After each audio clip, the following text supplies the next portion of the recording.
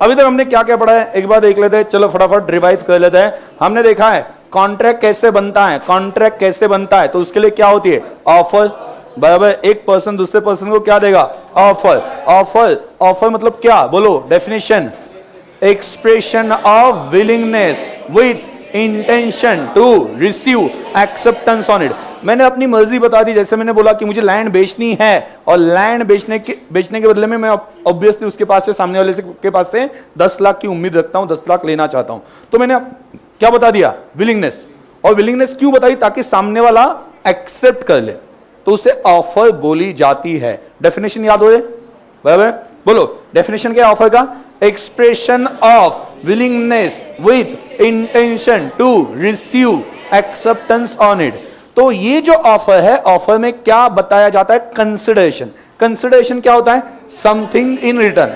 तो ये something in return क्या होता है, बदले में कुछ भी, मतलब जैसे कि फॉर एग्जांपल मैं गुड्स बेचता हूं तो बदले में क्या चाहता हूं, पैसे। गुड्स बेचता हूं बदले में गुड्स ही चाहता हूं, एक्सचेंज, बार्टर हो सकता है ना। तो जो बदले में मिल रहा है या बदले में जो मिलने वाला है, उसे क्या कहा जाता है, कंसिडरेशन कहा जाता है। मैंने आपको क्या बोला था, कंसिडरेशन कैसा होना चाहिए, उससे लॉ के हिसाब से कुछ वैल्यू होनी चाहिए। क्या होना चाहिए, वैल्यू होनी चाहिए।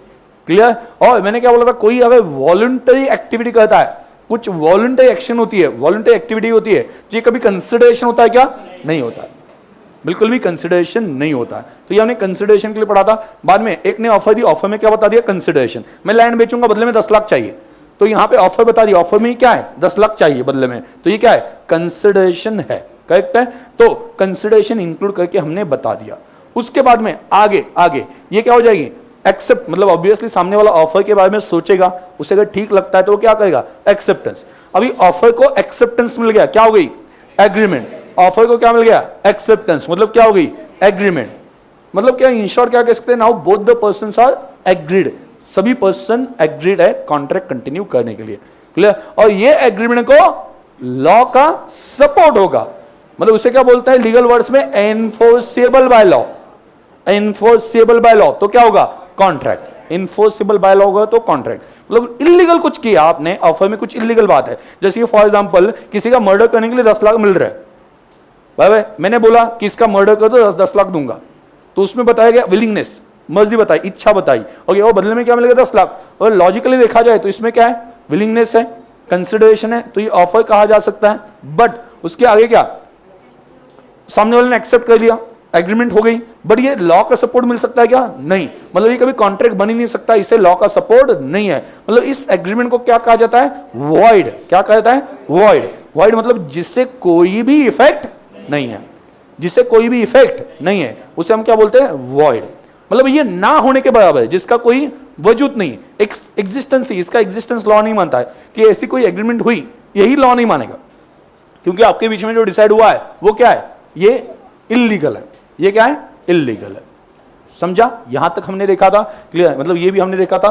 तो आगे हमने क्या पढ़ा था, एग्रीमेंट का डेफिनेशन पढ़ा था लास्ट लेक्चर में, याद है क्या, व्हाट इज एग्रीमेंट। नॉर्मली क्या कहा था, एग्रीमेंट मतलब क्या, when both the persons are agreed. लेकिन ये तो अपने बोलने के लिए हो गया, लॉ कुछ और बोलता है, प्रोमिसेस और set of promises forming consideration for each other. फिर से बोलो, आवाज नहीं आ रहा, प्रोमिसेस और set of promises forming consideration for each other. Clear, इसे हम क्या बोलते हैं, एग्रीमेंट। क्लियर, ये क्या था, प्रोमिसेस और set of promises forming consideration for each other. क्या था, मैंने आपको लॉजिक बताया था, जैसे मैंने आपको बोला मैं लैंड बेचना चाहता हूं और आपने हाँ बोल दिया, ठीक है मैं लैंड परचेस कर लूंगा 10 लाख में।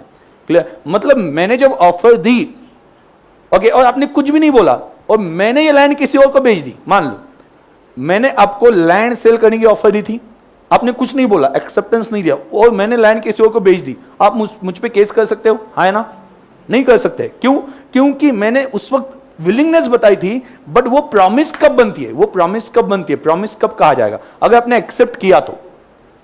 मतलब मैंने बोला लैंड बेचना चाहता हूं मैं आपको 10 लाख में, आपने हाँ बोल दिया, तो उसके बाद में मेरे ऊपर क्या हो गया, बाइंडिंग या कंपल्शन हो गया कि मुझे लैंड आपको बेचनी है। लेकिन आपने कुछ बोला ही नहीं, तो मैं लैंड किसी और को भी बेच सकता हूं। मतलब प्रॉमिस कब बनती है, मैंने आपको समझाया था, प्रॉमिस कब बनती है, ऑर्डर ऑफर व्हेन एक्सेप्टेड। मैंने आपको बोला लैंड बेचनी है, आपने बोला हाँ, नाउ इट्स माय प्रॉमिस कि मुझे आपको लैंड कंपल्सरी बेचनी है। प्रॉमिस मतलब क्या, जो वादा किया वो निभाना पड़ेगा, बराबर, याद है।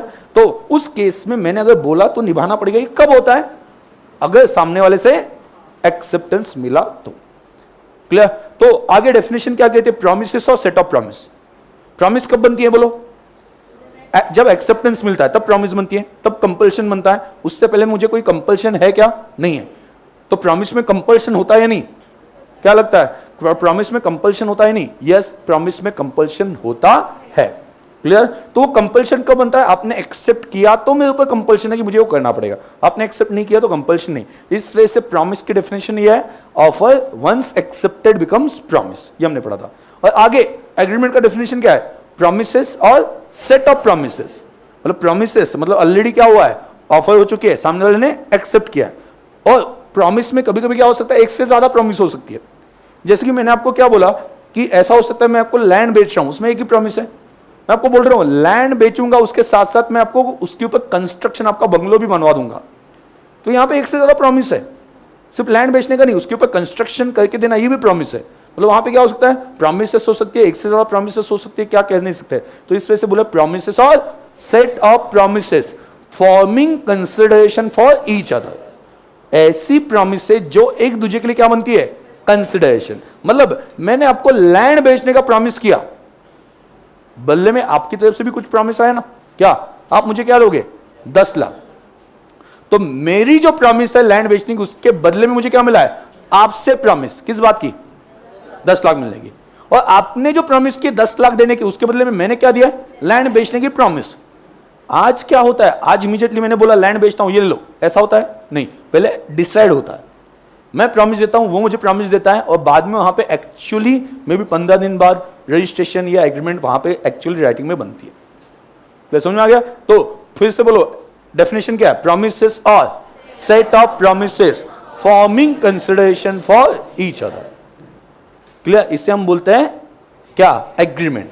लॉ के डेफिनेशन के हिसाब से, लॉ के हिसाब से, अपने हिसाब से, when both the persons are agreed, this is agreement. दोनों हाँ बोल रहे हैं, मतलब एग्रीमेंट है दोनों में। लेकिन लॉ क्या बोल रहा है, अगर मेरी प्रॉमिस, मैंने प्रॉमिस दी, तो उसके बदले में आपकी भी प्रॉमिस आ चुकी है, तो ये एग्रीमेंट है। सिंपली मैंने प्रॉमिस दी, आपने क्या बोला, 10 लाख दे दूंगा, तो ये एग्रीमेंट है। मतलब इन शॉर्ट अगर सिंपली कहा जाए, वही होता ना, मैंने बोला कि लैंड बेचूंगा, आपने बोला 10 लाख दूंगा, now both the persons are agreed. लेकिन एग्जाम में लिखते हो क्या लिखोगे, एग्जाम में लिखना है तो क्या लिखोगे, प्रॉमिसेस और set of promises forming consideration for each other. Done? कोई डाउट है? नो? पक्का? कोई डाउट है? नहीं? डन? ओके। तो ये हमने एग्रीमेंट के लिए पढ़ा था, प्रॉमिसेस और set of promises forming consideration for each other. Clear? उसके बाद में हमने ऐसे एग्रीमेंट देखे थे, ऐसे एग्रीमेंट देखे थे जो कभी कॉन्ट्रैक्ट ही नहीं बनेंगे, जो कॉन्ट्रैक्ट बनने की उनमें क्या बोल सकते, कैपेसिटी ही नहीं है। मतलब जो हमेशा एग्रीमेंट रहेंगे, कभी कॉन्ट्रैक्ट नहीं बन सकते। क्यों? क्योंकि मैंने आपको स्टेज में क्या बताया था, agreement if enforceable bye law तो क्या बनेगा, contract. Agreement if enforceable bye law तो क्या बनेगा, कॉन्ट्रैक्ट। तो उसमें ऐसा हो सकता है ना, कभी कभी वो इन्फोर्सिबल बाय लॉ नहीं है। मतलब ऐसे कौन से एग्रीमेंट है जो लॉ से इन्फोर्सिबल नहीं है, मतलब लॉ का सपोर्ट नहीं मिलेगा, ऐसे कौन से एग्रीमेंट है, ऐसे कौन सा एग्रीमेंट है जिसे लॉ सपोर्ट नहीं कर सकता? हाँ, कौन से? इलीगल। हाँ, इलीगल तो हमने पढ़ा था, इलीगल जो है उसे लॉ से सपोर्ट नहीं मिल सकता। और क्या? हाँ, okay. Agreement with incapable person. Incapable मतलब माइनर, जिसका एज 18 से कम है, ठीक है, उनके साथ जो एग्रीमेंट उनके, वो एग्रीमेंट कभी भी, हाँ ठीक है, मैं पहले बोल रहा हूं ना, हाँ आ रहा है, पता है मुझे, हाँ ठीक है, एकदम आप टैलेंटेड हो, सब कुछ पता है, हाँ, लेकिन पहले मैं बोल रहा हूं वो तो कंप्लीट कर ले, उसके बाद में आगे का देख लेंगे। चलो, माइनर कौन होता है, जिसका एज 18 से कम है। तो बच्चे के साथ एग्रीमेंट की उसे समझ में आता है क्या कि नहीं ये सही है ये गलत है, क्लियर? तो इस वजह से उनके साथ अगर आपने एग्रीमेंट की हो तो इससे लॉ से सपोर्ट नहीं मिलेगा। मतलब मैंने आपको बोला था 10 साल के बच्चे को आप बोल सकते हो कि यहाँ पे साइन कर दे, मैं तुम्हें चॉकलेट देता हूँ, वो साइन करेगा, यस। उसे थोड़ी ना पता है कि ये साइन करने का मतलब क्या है। उसे क्या लगेगा, चॉकलेट मिल रहा है, अच्छी बात है, साइन करने के लिए उसमें क्या जाता है, इमीडिएटली साइन कर दी, यही लगेगा उसे। इस वजह से उन्होंने बोला 18 साल से छोटे हो तो उनके साथ एग्रीमेंट किया तो लॉ से सपोर्ट नहीं मिलेगा। क्यों? क्योंकि इसमें मैक्सिमम चांस क्या होता है, उनके साथ वो जो छोटे बच्चे हैं उनके साथ क्या हो सकता है, फ्रॉड, या उनको फंसाया जा सकता है। इस वजह से ऐसे एग्रीमेंट अलाउड नहीं।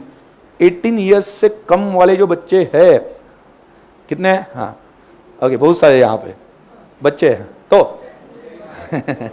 हाँ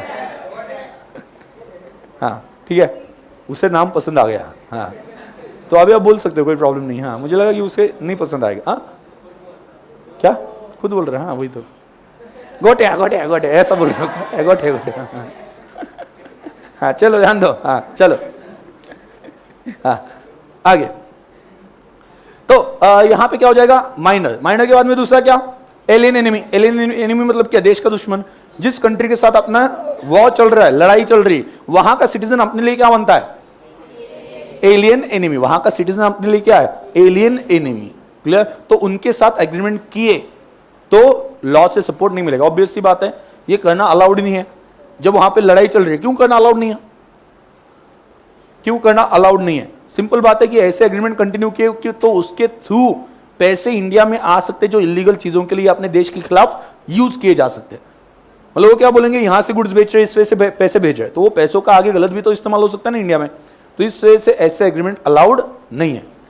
लेकिन कुछ केस में अगर गवर्नमेंट ने परमिशन दी हो, कुछ इसेंशियल गुड्स होते हैं, ये आपके सिलेबस में याद रखने की जरूरत नहीं। मैं बट स्टूडेंट का डाउट आता है कि सर ऐसा कभी कभी हो सकता है कि वहां पे कुछ कॉन्ट्रैक्ट्स ऐसे चल रहे हैं जैसे कि शुगर वहां से ही आती है, क्लियर, या यहां से वहां पे जाती है, वहां पे इसेंशियल प्रोडक्ट है, उसे हम स्टॉप नहीं कर सकते। तो अगर गवर्नमेंट ने परमिशन दे दी तो उस केस में अलग बात है, सेंट्रल गवर्नमेंट ने, कि ये वाले कॉन्ट्रैक्ट चलेंगे क्योंकि ये नेसेसरी गुड्स के, तो चल जाते हैं। बट अदरवाइज बाकी कॉन्ट्रैक्ट जो है परमिशन नहीं जिनको, वो सभी क्या हो जाते हैं?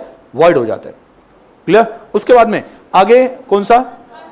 अनसाउंड माइंड, मतलब जो पागल, पागल के साथ आपने अगर एग्रीमेंट किया हो तो वो वैलिड नहीं है, वो क्या है? वॉइड है। वो बाजू में क्यों देख रहे हैं? मैंने पागल जैसे बोला, वो बाजू में देख रहे हैं कुछ। सच में देखा उसने अभी? पागल के साथ एग्रीमेंट किए तो वाइड होते हैं, तो वो बाजू में देख रहे हैं। हाँ आगे तो चलो। हाँ हाँ ठीक है हाँ, बार बार नहीं। हाँ चलो ध्यान दो आगे।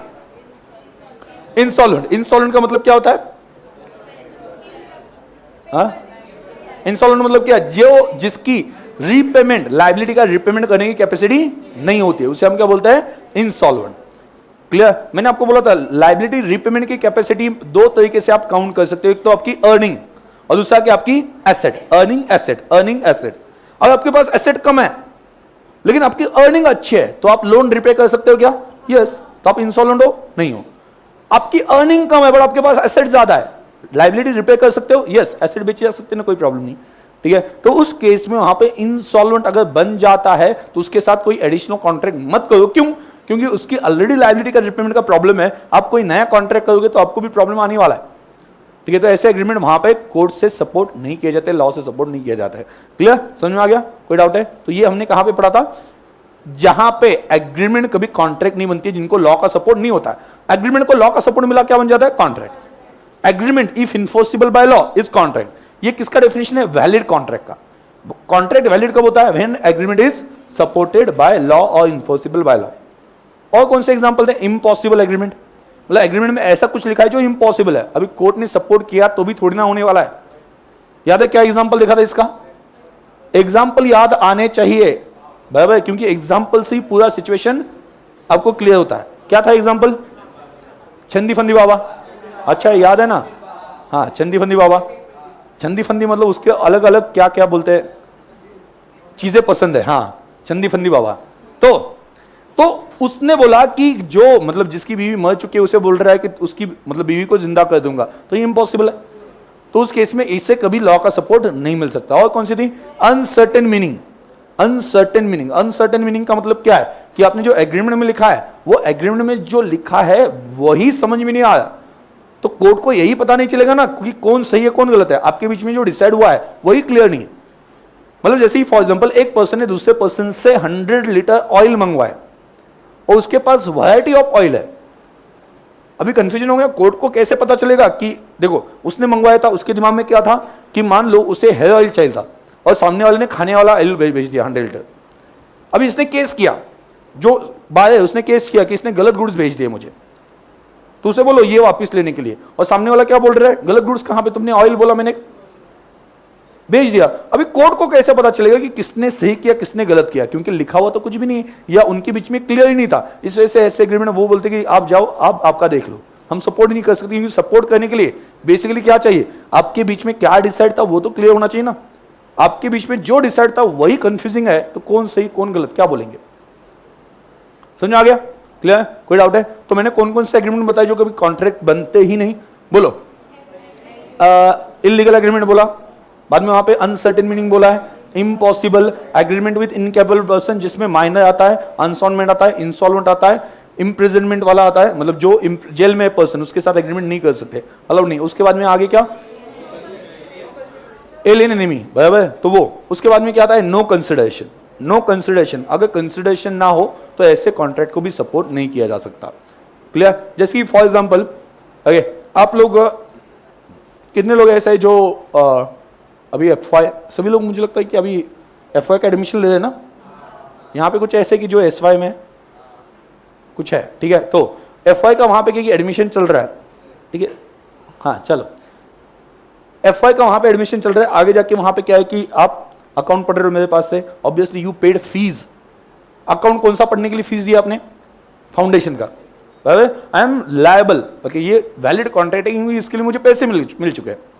क्लियर? लेकिन मान लो एफआई के एग्जाम पास में आ गई, आपको अब टेंशन में आ गई, वहां पे चैप्टर अलग है, सब समझ में नहीं आ रहा, आप कुछ तो भी मदद कर दो ना। मैंने बोला ठीक है, हाँ चल भाई, आ तो अपना भाई है, क्या प्रॉब्लम है, ठीक है मैं तुझे पढ़ा देता हूँ, ठीक है? तो मैंने प्रॉमिस किया कि मैं आपको पढ़ाऊंगा, कोई प्रॉब्लम नहीं। कौन सा अकाउंट की, कौन से अकाउंट की बात करूं मैं? FY BCom.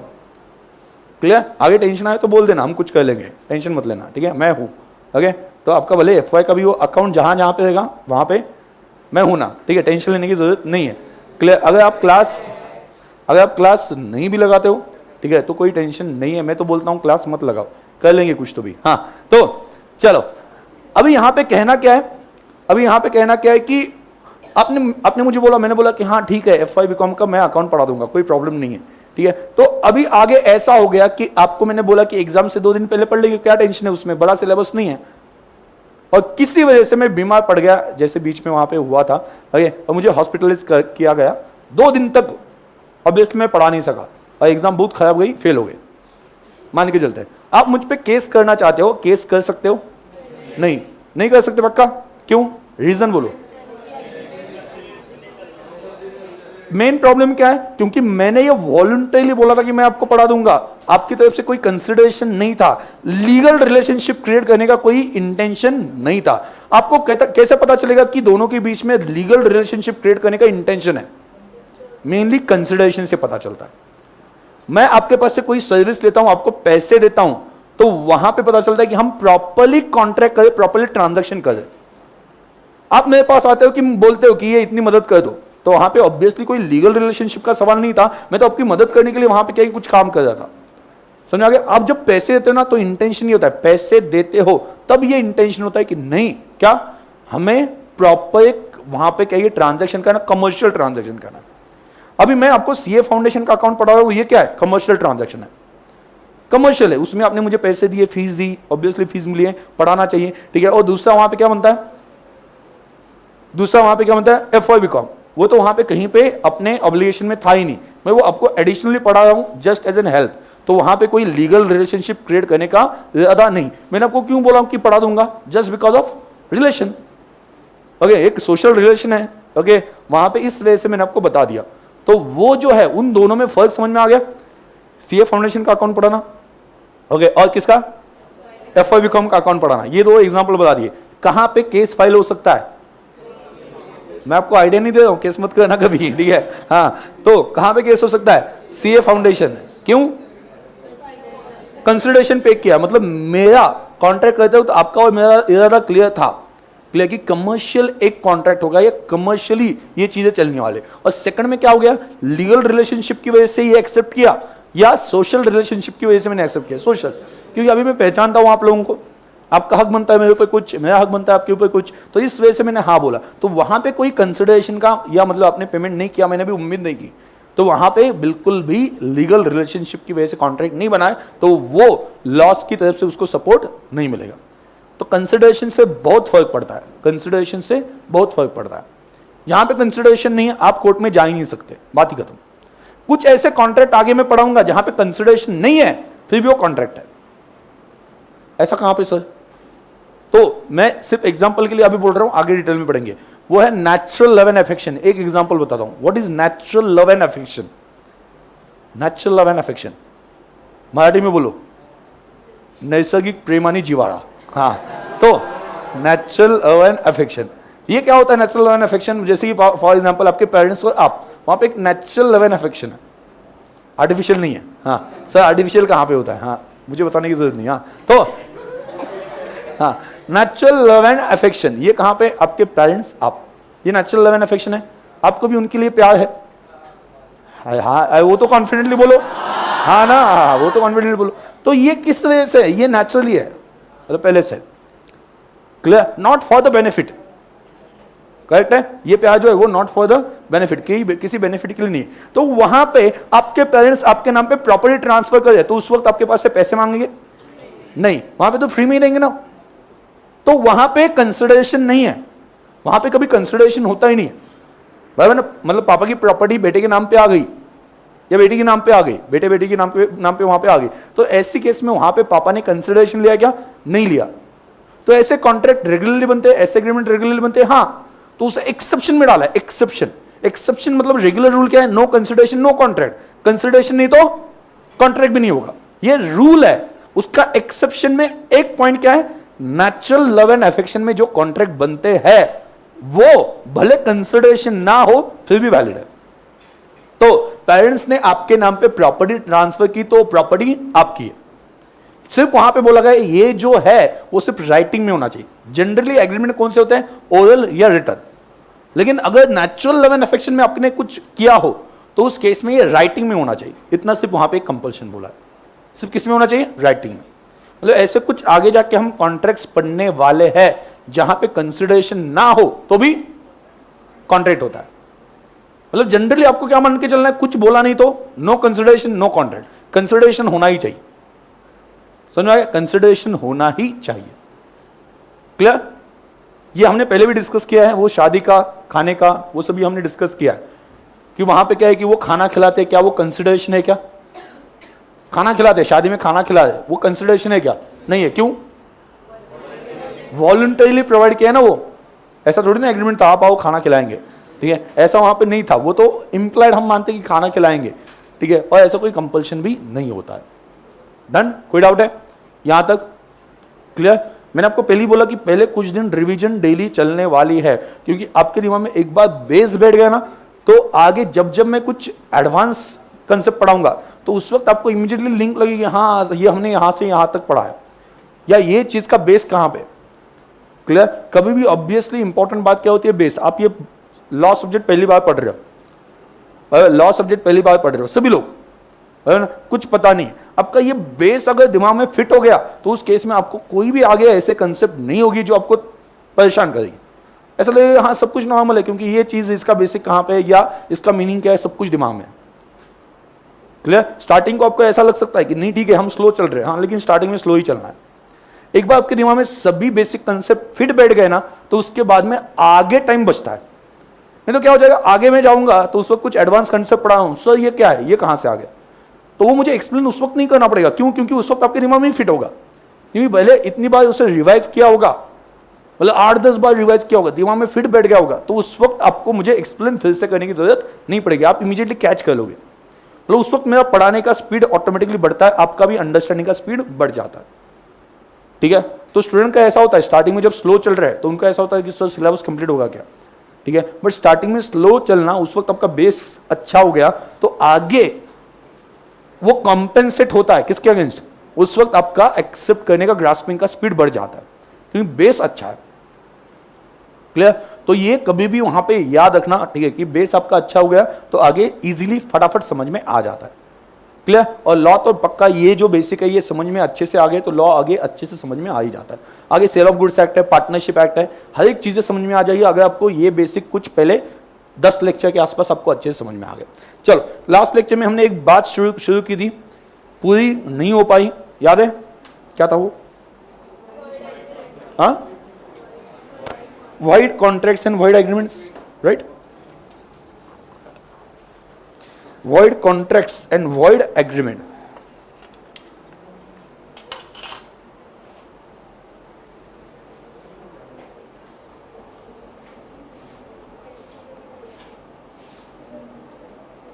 void का मतलब क्या है? Not enforceable by law, law मतलब लॉ से सपोर्ट नहीं है, उसे हम क्या बुलाते हैं? void बुलाते हैं, उसे हम क्या बुलाते हैं? void. क्लियर? तो नॉट इन्फोर्सिबल बाय लॉ मतलब क्या? void. क्लियर? और उसमें मैंने बोला था void एग्रीमेंट, void कॉन्ट्रैक्ट, ये दो चीजें हमने स्टार्ट की थी. चलो फिर से मुझे बता दो, दो पार्टीज याद है कि यही लिख के दिया था मैंने? दो पार्टीज, एक ने क्या दी? ऑफर.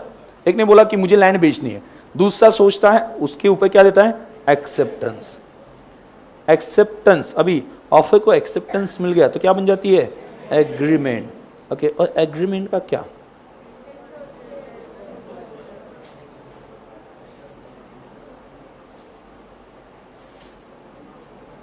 क्या हो जाएगा? कॉन्ट्रैक्ट. तो क्या हो जाएगा? कॉन्ट्रैक्ट. डन. ओके, अभी मैंने आपको क्या बोला था? ये एग्रीमेंट बन गई आपकी, ऑफर एक्सेप्टेंस हो गया. But if not enforceable, enforceable का मतलब क्या है? Supported by law. ऐसा हम अंडरस्टैंडिंग के लिए याद रखेंगे, supported by law, not enforceable by law. Enforceable bye law तो कॉन्ट्रैक्ट बन जाएगा, करेक्ट है, लेकिन लॉ का सपोर्ट ही नहीं है तो कॉन्ट्रैक्ट बन सकता है क्या? नहीं बन सकता. मतलब ये कॉन्ट्रैक्ट बनेगा ही नहीं, मतलब लॉ का सपोर्ट नहीं है, तो इसे क्या बोला जाएगा? वॉइड. वॉइड का मतलब क्या है? Not supported by law. Void क्या? वॉइड कॉन्ट्रैक्ट या वॉइड एग्रीमेंट? Void agreement. क्या बोला जाएगा? Void agreement. क्यों? नहीं, वॉइड एग्रीमेंट क्यों? वॉइड एग्रीमेंट क्यों? वॉइड कॉन्ट्रैक्ट क्यों नहीं? एग्रीमेंट करके ही स्टॉप हो गया ना, कॉन्ट्रैक्ट आगे बढ़ा ही नहीं, या अगली स्टेज उसने कंप्लीट की नहीं तो कॉन्ट्रैक्ट की तरफ बढ़ा ही नहीं, तो ये क्या हो जाएगा? एग्रीमेंट. Void agreement. ये क्या हो जाएगा? Void agreement. समझ में आ गया? लेकिन कभी कभी क्या होता है? कॉन्ट्रैक्ट बन जाता है, मतलब जिस दिन एग्रीमेंट बनी थी उस वक्त ऐसा कुछ भी नहीं था जो उसमें इलीगल था या लॉ का सपोर्ट था उस दिन. मतलब जैसे कि मैंने आपको लास्ट टाइम एग्जांपल बताया था, आपने एक लॉटरी निकाली, जिस वक्त लॉटरी निकाली, लॉटरी निकालने के बाद में कुछ दिनों के बाद में उसका रिजल्ट आता है. लॉटरी जिस दिन निकाली उस दिन लॉटरी निकालना इलीगल नहीं था, उस दिन लॉटरी निकालना इलीगल नहीं था. समझा? उस दिन इलीगल नहीं था. बट क्या हो गया? बाद में लॉ चेंज हो गया. ओके, उसका नोटिफिकेशन आ गया, वो बोला आगे से लॉटरी निकालना, उसके ऊपर पेमेंट करना सब कुछ इलीगल है. मतलब जब मैंने लॉटरी निकालनी, जब मैंने पैसे दिए, लॉटरी ली, एग्रीमेंट हुई कि नहीं? यस. उस वक्त इलीगल था? नहीं था. उस वक्त इन्फोर्सिबल बाय लॉ था, मतलब क्या बन गया? कॉन्ट्रैक्ट. कॉन्ट्रैक्ट तो बन गया, बट बाद में इलीगल हो गया कॉन्ट्रैक्ट बनने के बाद में. अभी कॉन्ट्रैक्ट बनने के बाद में इलीगल हो गया तो अभी लॉ से सपोर्ट मिलेगा क्या? नहीं मिलेगा, क्योंकि इलीगल है तो कभी भी सपोर्ट नहीं मिल सकता. मतलब कॉन्ट्रैक्ट बनने के बाद में बन गया, बनने के बाद में, इसे हम क्या बोलते हैं? Due to subsequent impossibility. उसका एक रीजन है. सबसिक्वेंट का मतलब क्या है? बाद में. सबसिक्वेंट इम्पॉसिबिलिटी आने का एक रीजन मैंने आपको बता दिया, क्या? Change in law. कॉन्ट्रैक्ट बनने के बाद में लॉ चेंज होता है और जो आपने कॉन्ट्रैक्ट में लिखा है वो बाद में इलीगल बनता है, तो उस केस में इसे क्या बोला जाएगा? वॉइड. अभी क्या बोलेगा? वॉइड एग्रीमेंट या वॉइड कॉन्ट्रैक्ट? Void contract. क्या बोलेंगे हम इसे? Void contract. इसे हम बोलेंगे वॉइड कॉन्ट्रैक्ट. डन. इसे हम बोलने वाले वॉइड कॉन्ट्रैक्ट. कोई डाउट है? क्लियर? तो उसका एक रीजन मैंने आपको मतलब बोला था, कौन सा? Change in law. कौन सा? Change in law. Change in law. Sir आपने एक बार, हमें याद है, हमने अपने एक बार जहां पे बोला था एग्रीमेंट कभी कॉन्ट्रैक्ट नहीं बनेगी, उसमें भी इंपॉसिबल लिखा था सर. अभी भी आप फिर से इंपॉसिबल लिख रहे हो. भाई मैंने याद है कब, कहां पे बोला था? कहां पे? जो कभी एग्रीमेंट कभी कॉन्ट्रैक्ट नहीं बनते हैं वहां पे भी मैंने इंपॉसिबल लिखा था, और यहां पे भी मैंने इंपॉसिबल लिखा है. भाई चलो बात बताओ मुझे, पहले से ही इंपॉसिबल है. पहले से ही मतलब क्या? ऑफर जो लिखी थी ना उसमें वो इंपॉसिबल ही था. जैसे ही मैंने बोला था कौन सा, किसी को जिंदा करना वापस, ये वाला जो है वो पहले से इंपॉसिबल है ना, पहले से इंपॉसिबल है. मतलब यहां पे जब वो आया एग्रीमेंट पे और आगे इन्फोर्सिबिलिटी चेक की तो लॉ क्या बोल रहा है? इससे सपोर्ट नहीं कर सकते. क्यों नहीं कर सकते? इंपॉसिबल है. अगर सपोर्ट किया तो पॉसिबल होने वाला है क्या? नहीं होने वाला. तो सपोर्ट करने का क्या सेंस बनता है? तो ये क्या है? Void agreement. वॉइड एग्रीमेंट मतलब इनिशियल इंपॉसिबिलिटी हो, इनिशियल पहले से, इनिशियल का मतलब क्या होता है बिगिनिंग से, स्टार्टिंग से इनिशियल इंपॉसिबिलिटी हो तो क्या हो जाएगा वॉइड एग्रीमेंट, और सबसिक्वेंट इंपॉसिबिलिटी आती है बाद में तो वॉइड कॉन्ट्रैक्ट। सिंपल बात है ना, कॉन्ट्रैक्ट बनने से पहले इंपॉसिबल था तो कॉन्ट्रैक्ट बनेगा ही नहीं, सपोर्ट नहीं मिलेगा तो क्या बनेगी वो वॉइड एग्रीमेंट, बराबर। और कॉन्ट्रैक्ट बनने के बाद में इंपॉसिबल हो गया मतलब क्या सबसिक्वेंट इंपॉसिबिलिटी, सबसिक्वेंट का मतलब क्या बाद में, कॉन्ट्रैक्ट बनने के बाद में आई तो क्या बनेगा वॉइड कॉन्ट्रैक्ट। फर्क समझ में आया? तो दो तरह की इंपॉसिबिलिटी होती है, one is initial another is subsequent. Initial impossibility हो तो वॉइड एग्रीमेंट, सबसिक्वेंट इंपॉसिबिलिटी हो तो वॉइड कॉन्ट्रैक्ट। समझा? कोई डाउट है? ठीक है, तो यहां पे याद रखना चेंज इन लॉ, सबसिक्वेंट बाद में इंपॉसिबल किस वजह से बन सकता है, चार रीजन है। पहला चेंज इन लॉ, ठीक है, बाद में ये समझा, यहां तक समझा? कोई डाउट है सभी? आपका फर्स्ट डे क्या, ये समझा क्या बोल रहा हूं पक्का? ओके, तो चलो हाँ, कोई डाउट है यहां तक? पक्का? कोई डाउट हो तो बोल देना, मैं एक्सप्लेन कर दूंगा। नहीं है? चलो चलो आगे बढ़ते हैं। पहला हो गया था चेंज इन लॉ, दूसरा डिक्लेरेशन ऑफ वॉर। शायद से आपने ये डायग्राम भी बना के रखा होगा उस दिन, बराबर ना, उसके आगे ही उसमें ही कंटिन्यू करना, एक रीजन लिख के रखा था, डिक्लेरेशन ऑफ क्या वॉर।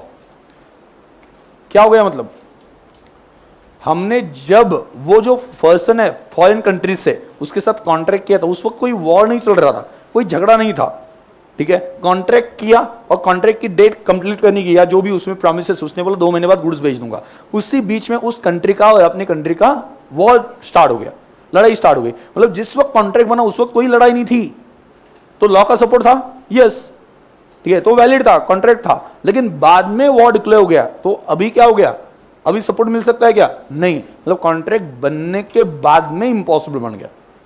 क्लियर? तो उस केस में यहां पे क्या है, डिक्लेरेशन ऑफ वॉर, बाद में डिक्लेयर हो गया वॉर। पहले से ही वॉर डिक्लेयर होता तो, पहले से ही वॉर डिक्लेयर था फिर भी आपने कॉन्ट्रैक्ट एग्रीमेंट की होती तो वर्ड एग्रीमेंट, उसे तो कॉन्ट्रैक्ट कहा ही नहीं जा सकता। लेकिन बाद में वॉर डिक्लेयर हो गया तो उस केस में तो कंपल्सरी क्या है, ये हम क्या कह सकते हैं कि ये वॉइड कॉन्ट्रैक्ट, कॉन्ट्रैक्ट बनने के बाद में वॉइड बन गया, सपोर्ट चला गया। तीसरा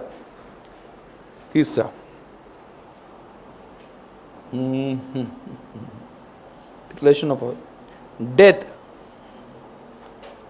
और insanity ऑफ एनी पार्टी। किसी पार्टी, किसी पर्सन, मतलब कॉन्ट्रैक्ट में जो पर्सन है ना उसमें से किसी की डेथ हो गई, मतलब मैंने आपको प्रॉमिस किया या मतलब किसी ने ए ने बी को प्रॉमिस किया, बराबर, बी की डेथ हो गई, बराबर, जो कॉन्ट्रैक्ट में पार्टीज थी उनकी डेथ हो गई, या इंसैनिटी मतलब क्या, अनसाउंड माइंड, इन शॉर्ट वो पागल बन गया उसमें से एक पर्सन, तो ऐसी केस में कॉन्ट्रैक्ट कंटिन्यू हो सकता है? नहीं हो सकता। क्लियर? मतलब जब कॉन्ट्रैक्ट किया तब वो पागल था? नहीं था, बाद में पागल हो गया, मतलब उस वक्त लॉ का सपोर्ट था जब कॉन्ट्रैक्ट बन रहा था, यस, लेकिन बाद में वो पार्टी नहीं ना। अभी यहां पे एक थोड़ी सी बात सुनना, थोड़ी सी एक मैं डिटेल बता देता हूं। चल, अभी ये जो डेथ हो गई तो प्रॉब्लम, सॉरी, कॉन्ट्रैक्ट कब स्टॉप होता है, थोड़ा सा उसके लिए छोटा एक पॉइंट है, उसमें आता है पर्सनल स्किल, एक कंसेप्ट आता है। What is personal skill? What is personal skill? Personal skill क्या आता है पर्सनल स्किल में? देखो एक एग्जांपल मैं बता देता हूं। जब आप वहां पे एक पेन परचेस करना चाहते हो, आप क्या करते हो, स्टेशनरी शॉप में जाते हो, बोलते कि भैया एक पेन देना, हाँ, तो अगर वो भैया लेके आए, परेशान हो गए, भैया बोल दिया मुझे, हाँ, तो वो एक पेन वहां पे लेके आता है, पेन वहां पे लाता है, तो आप उनसे पूछते हो कि आप ओनर हो क्या? मैं जो बोल रहा हूँ सुनना और बोलना, ठीक है, क्या ऐसा होता है क्या? ठीक है, आप उनसे पूछते हो आप ओनर है क्या? वो बोलता है कि नहीं मैं ओनर नहीं, यहाँ पे नौकर हूँ। आप बोलते हो कि नहीं, आपका ओनर जो है ना उसके हाथ से ही मुझे गुड्स चाहिए, ठीक है, ऐसा होता है? नहीं होता ना, ऐसा होता है नहीं कभी, हाँ, स्पेशल केस में हो सकता है, हाँ, depend, special case, special relationship, उन चीजों में वहां पे हो सकता है कि उनसे ही मुझे चाहिए, ठीक है। तो ऐसे केस में यहां पे थोड़ा सा ध्यान रखना, क्यों ऐसा, क्यों नहीं, ऐसा क्यों नहीं हुआ? बोलो क्यों नहीं हुआ ऐसा? आपने ऐसा क्यों नहीं बोला कि नहीं ओनर को बुलाओ उनके हाथ से लेंगे? है बोलो ना, हाँ,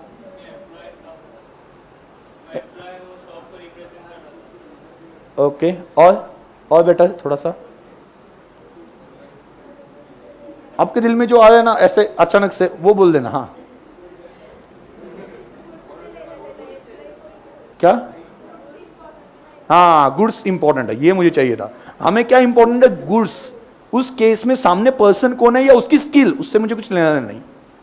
समझा मैं क्या बोल रहा हूं? हाँ, लेकिन लेकिन लेकिन लेकिन मैं वहां पे क्या है कि एक दिन वहां पे मैं बीमार हूं, मैं वहां पे एक दिन नहीं आ सकता, तो मैंने एक मेरे स्टूडेंट को भेज दिया इंटरमीडिएट के, बोला कि तुम पढ़ा लो फाउंडेशन को।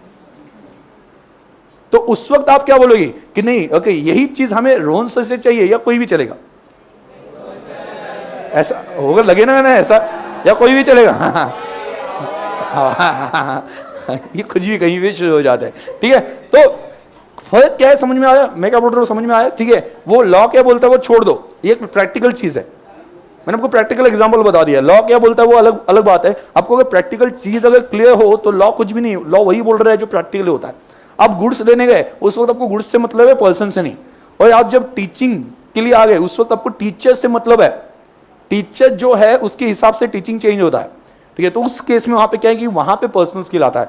जैसे कि फॉर एग्जांपल आपने विराट कोहली को आपके आईपीएल टीम में ले लिया, आप बड़े बन गए, सीए बन गए, इतना कमाने लगे कि आपने सोचा कि आईपीएल टीम बना ले। ठीक है, तो उसमें वहां पे क्या है कि विराट कोहली को आपने ले लिया। विराट कोहली बोल रहे हैं मैं नहीं आ सकता, ओके मेरा एक पहचान वाला दोस्त है उसे मैं भेज देता हूं, वो आज खेलेगा, क्या प्रॉब्लम है, मैं क्या वो क्या, चल जाता है। तो आप अलाउ करोगे? नहीं। क्यों क्यों क्यों नहीं अलाउ करोगे? हाँ क्या? प्लेयर से मतलब उसके स्किल से। हाँ, स्किल है वहां पे, उसके पास स्किल है, उससे हमें मतलब है। समझ आ गया? क्लियर? उसके बाद में आगे एक पर्सन आपको बोलता है कि लैंड बेचनी है, लैंड बेचनी है। मैंने आपको बोला लैंड बेचनी है, मैं बोलता हूं मैं आज बीमार हूं, मैंने एक के पास क्या बोलते हैं उसे, अटर्नी, पावर ऑफ अटर्नी दी है, वो आएगा वो साइन करेगा। लैंड बेचनी है, मैंने बोला कि यार मैं बीमार हूं, मैं नहीं हूं, यहाँ पे आउट ऑफ इंडिया जा रहा हूं। ठीक है, तो मेरा जो वहां पे एक पर्सन है उसको मैंने पावर ऑफ अटर्नी दी है, मतलब पावर ट्रांसफर की है। ऐसा पावर ट्रांसफर कर सकते हो। आपने बाजीगर मूवी देखा क्या? बाजीगर नहीं देखा? ठीक है, तो उसमें वो जब शाहरुख खान के पापा जाते हैं तो वो विलन को पावर ऑफ अटर्नी देते हैं, कहते हैं कि मैं जब तक वापस नहीं आता हूं तब तक पूरा बिजनेस तुम देख लो। तभी उसी बीच में वो क्या करता है, वो जो प्रॉपर्टी वो खुद के नाम पे ट्रांसफर कर लेता है। उसे सभी पावर्स थे, तो ऐसे पावर दी जा सकते हैं, उसे बोलते हैं पावर ऑफ अटर्नी। तो मैं अगर किसी को पावर ऑफ अटर्नी लिख के देता हूं तो मेरे जो काम है वो करेगा, ऐसा वहां पे होता है। तो ऐसे केस में लैंड बेचने के लिए मैं नहीं आ सकता, मेरी लैंड है, लेकिन मैंने पावर ऑफ अटर्नी दी, वो पर्सन आने वाला है, आपको कोई दिक्कत है? नहीं, चलेगा। क्यों? हमें किससे मतलब है? लैंड। फर्क समझ में आ रहा है? कुछ जगह पे आप चाहते हो कि वही पर्सन हो, और कुछ जगह पे आप चाहते हो वो पर्सन नहीं तो भी चलेगा। तो जहां पे वही पर्सन चाहिए वहां पे उसकी डेथ हो गई। समझ आ रहा है? जहां पे वो पर्सन चाहिए था और उसी की डेथ हो गई, तो ऐसी केस में कॉन्ट्रैक्ट कंटिन्यू हो सकता है क्या? नहीं हो सकता। समझ आ गया? मतलब ये जो मैच वाला जो मैंने बोला था उसमें अगर वो जो पर्सन है जो मैच खेलने वाला उसी की डेथ हो गई, बराबर ना, तो उस केस में हम वहां पे उसके बच्चे को नहीं बोलेंगे आके मैच खेल के जा। ठीक है, समझ में आ गया? लेकिन लैंड बेचने वाला था, वो लैंड बेचने वाले की डेथ हो गई, तो हम उसके बेटे को बोल सकते हैं ये लैंड तो कॉन्ट्रैक्ट हो गया था, आप मुझे बेच दो, मुझे क्या फर्क पड़ता है कि वो है या आप हो, मैं बाकी बचे हुए पैसे तुम्हें दे दूंगा, कोई प्रॉब्लम नहीं है। फर्क समझ में आया? मतलब डेथ होने के बाद में, मैं क्या बोल रहा था, डेथ होने के बाद में कॉन्ट्रैक्ट वॉइड मेनली कब होता है? जब वो उस पर्सन या उसके स्किल पे डिपेंडेंट था। ये चीजें ऑब्वियसली हम डिटेल में पढ़ेंगे, बट बहुत सिंपल लॉजिक है। बराबर ना? आपको अगर फर्क नहीं पड़ता उस पर्सन हो ना हो तो कॉन्ट्रैक्ट कंटिन्यू हो जाएगा, और आपको फर्क पड़ता है पर्सन वो है या नहीं है तो उसके ऊपर कॉन्ट्रैक्ट वहां पे क्या हो जाता है? वॉइड हो सकता है। क्लियर? तो यहां पे देखना, मतलब जहां पे कौन से पर्सनल स्किल में कौन कौन से आते हैं, क्या क्या आता है? टीचिंग, प्लेइंग, और बोलो फटाफट, और क्या आता है पर्सनल स्किल? क्या? डांसिंग, हाँ बोलो ना, सिंगिंग, और पेंटिंग, यस, और स्विमिंग, हाँ, रनिंग, और क्या? हाँ, बैट बॉल, ओके, क्या मतलब वहां पे अभी इंडिविजुअली, ठीक है ना, प्लेइंग बोला ना मैंने। ठीक है, आगे और वहां पे क्या कह सकते हैं? हाँ, मतलब एंकरिंग हो तो वो भी वहां पे पर्सनल स्किल में वहां पे आ सकता है। मतलब जो पर्टिकुलर सेल में एंकरिंग या मतलब क्या कि लाइव शो में एंकरिंग करते हैं वो भी पर्सनल स्किल ही है, हर एक पर्सन उतने अच्छे से शायद से ना कर पाए। क्लियर? तो वो जो है वो क्या बन जाएगा? वॉइड बन जाएगा। समझा मैं क्या बोल रहा हूं? पर्सनल स्किल वाला कौन सा? Contract related to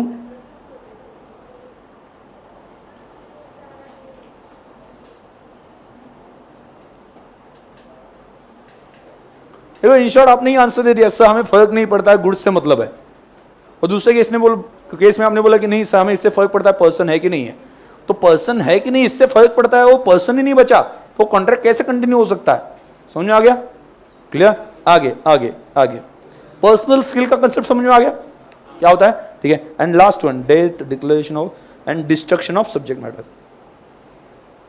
destruction of subject matter क्या होता है? सब्जेक्ट मैटर, सब्जेक्ट मैटर मतलब क्या? मेन बात जिसके लिए आपने कॉन्ट्रैक्ट किया, जैसे फॉर एग्जांपल मैं लैंड बेच रहा हूं तो उस कॉन्ट्रैक्ट का सब्जेक्ट मैटर क्या है? लैंड।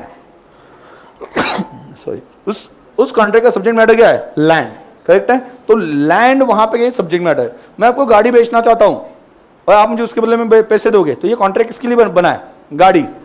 और वो गाड़ी डिस्ट्रॉय हो जाती है। जिस सब्जेक्ट मतलब जिस पर्टिकुलर चीज के लिए कॉन्ट्रैक्ट बना वही डिस्ट्रॉय हो जाता है बिकॉज ऑफ अर्थक्वेक या बिकॉज ऑफ फायर, जो भी है। तो उस केस में आप मुझ पे फोर्स कर सकते हो वो गाड़ी बेचो? नहीं, सिंपल बात है, अभी पॉसिबल ही नहीं ना, क्योंकि जिस गुड्स को बेचने के लिए मैंने कॉन्ट्रैक्ट बनाया था वही नहीं बचे, तो उस केस में वहां पे बेचूंगा क्या? मेरे पास एक ही गाड़ी थी, हमारे साथ डिसाइड हो गया था कि ये गाड़ी मैं बेचना चाहता हूं, ठीक है। जैसे कि मेरे पास वहां पे थंडरबर्ड है, तभी मैं वो बेचने वाला हूं, मैं आपको बोल रहा हूं कि मुझे बेचनी है, आप लेने के लिए रेडी हो, बट वो डिस्ट्रॉय हो जाते बिकॉज ऑफ सम रीजन। तो आप मुझ पे फोर्स नहीं कर सकते कि नहीं वही गाड़ी बेचो, क्योंकि है ही नहीं तो बेचूंगा क्या? मतलब क्या हो गया? इम्पॉसिबल हो गया वो गाड़ी बेचना। Destruction of subject matter. Subject matter मतलब क्या? मेन बात जिसके लिए, सब्जेक्ट मैटर मतलब क्या? मेन ऑब्जेक्टिव उस कॉन्ट्रैक्ट का। सब्जेक्ट मैटर मतलब क्या? Main objective of that contract. Okay, land बेचने के लिए कॉन्ट्रैक्ट का मेन ऑब्जेक्टिव क्या है? पैसा लेना या लैंड बेचना? लैंड बेचना। पैसा लेना तो वो साइमल्टेनियसली वहां पे होता है, हर केस में वहां पे होता है। गाड़ी बेचने के लिए कॉन्ट्रैक्ट किया, मेन बात क्या है? गाड़ी। समझा? क्लियर है? लास्ट में क्या चल रहा है? कॉर्नर, हाँ लिख रहे हो ना? हाँ, मिला 10 हो गए। हाँ चलो, कोई डाउट है? 4 चीजों में पक्का? इसकी वजह से क्या होता है? सब्सिक्वेंट इंपॉसिबिलिटी और कॉन्ट्रैक्ट क्या बन जाता है? वॉइड। कॉन्ट्रैक्ट वॉइड बनता है। चलो बोलो पहले से क्या? 2 पर्सन के लिए पहले क्या? ऑफर। ऑफर के बाद में क्या मिलेगा? एक्सेप्टेंस। तो क्या होगी? एग्रीमेंट। अगर एग्रीमेंट को लॉ का सपोर्ट है तो कॉन्ट्रैक्ट, अगर एग्रीमेंट को लॉ का सपोर्ट नहीं है तो वॉइड एग्रीमेंट। और कौन कौन से केस में एग्रीमेंट को लॉ का सपोर्ट नहीं मिलता है? Illegal, no consideration, uncertain meaning, impossible. Impossible कौन सा? इनिशियल इम्पॉसिबिलिटी, पहले से ही इम्पॉसिबल था, बाद में मैंने आपको ऐसा बता दिया कॉन्ट्रैक्ट बन गया, कॉन्ट्रैक्ट बनने के बाद में वो वाइड हो गया, हो सकता है? यस, उसे बोलते हैं हम सबसिक्वेंट इम्पॉसिबिलिटी। तो सबसिक्वेंट इम्पॉसिबिलिटी के केस में क्या? 4 मैंने बताए, चेंज इन लॉ, बाद में डिक्लेरेशन ऑफ वॉर, डेथ और insanity of any party, and last destruction of subject matter. बराबर? अगर लॉ याद रखना बिल्कुल भी डिफिकल्ट नहीं अगर समझ में आ गया। बहुत से लोगों को लॉ जो है वो ऐसा लगता है कि डिफिकल्ट है, क्यों? क्योंकि ठीक से समझ में आया तो डिफिकल्ट लगेगा, ये ऑब्वियस सी बात है। अभी आपको सब कुछ याद भी हो जाएगा क्योंकि समझ में आया, तो याद रखने में कोई दिक्कत नहीं है। आया ना समझ में? अच्छे से? अच्छा लग रहा है? इंटरेस्टिंग लग रहा है? इंटरेस्टिंग है ना? ओके, हाँ इंटरेस्टिंग है, कोई दिक्कत वहां पे बिल्कुल भी नहीं आएगी, आगे भी नहीं आएगी। अभी तक नहीं आया ना, आगे भी नहीं आएगी। आगे भी आपको ऐसा लगेगा हाँ इंटरेस्टिंग सब्जेक्ट है। क्यों? क्योंकि देखो बहुत सी बार मैं आपको क्या कर रहा हूं, मैं आपको डायरेक्टली कुछ वहां पे रूल नहीं बोल रहा हूं। मैंने जैसा अभी आपको पूछा कि क्या लगता है ओनर, आप बोलोगे ओनर को लाओ उसके हाथ से लेना है, ठीक है? तो आपने खुद ही बोला कि नहीं जरूरत नहीं है, हालांकि दूसरे केस में जरूरत है। तो आपको डिफरेंस इमीडिएटली खुद से ही समझ में आ गया, और उसको मैंने सिर्फ नाम दे दिए, ये इनिशियल मतलब या ये जो है पर्सनल स्किल है, ये पर्सनल स्किल नहीं है, उसको सिर्फ मैंने नाम दे दिए। मतलब मैं आपके दिमाग में सिचुएशन क्रिएट कर रहा हूं, बाद में आपको बोल रहा हूं कि हाँ इसको ये कहा जाता है, इसको ये कहा जाता है, ठीक है? अगर मैं नॉर्मली पढ़ा था हाँ ये उसका मीनिंग है और ये इसका डेफिनेशन है, तो आपको लगता है डेफिनेशन क्या डेंजरस है, क्योंकि अलग ही कुछ तो भी बोल रहे हैं ना। हाँ, लेकिन एक बार आपको क्लियर होगा कि एग्जैक्टली क्या है, उसको ये बुलाया जाता है, तो ये समझना ज्यादा आसान है। फर्क समझ में आया? मैं आपको थ्योरेटिकली पढ़ा दूं कि हाँ ये इसका मीनिंग है, ये इसका मीनिंग है, तो आप सिर्फ रट्टा मारते जाओगे। बट हम क्या देख रहे हैं? सिचुएशन देख रहे हैं, उस सिचुएशन को क्या कहा जाता है, उस पर्टिकुलर केस को क्या कहा जाता है, ये इनमें देख रहे हैं। क्लियर? कोई डाउट है यहां तक? नहीं? पक्का समझ में आ गया? 4 सिचुएशन मुझे बता दो मेनली। हाँ, पहला change in law, declaration of war, death और insanity of any party, and last destruction of subject matter. देख के नहीं बोल रहे ना? नहीं देखना, देख के बोल रहे, बोलो। हाँ चलो फिर से बिना देखे अच्छे से। हाँ, change in law, declaration of war, death और insanity of any party and declaration of destruction of subject matter. ठीक है, डिक्लेरेशन बोला किसी ने तो, हाँ ठीक है। चलो ओके, बाकी हम ब्रेक ले लेंगे, बाकी हम ब्रेक के बाद में अकाउंट स्टार्ट करेंगे। ठीक है, चलो बाय बाय। नहीं बाय नहीं, आने वाला हूं मैं, हाँ।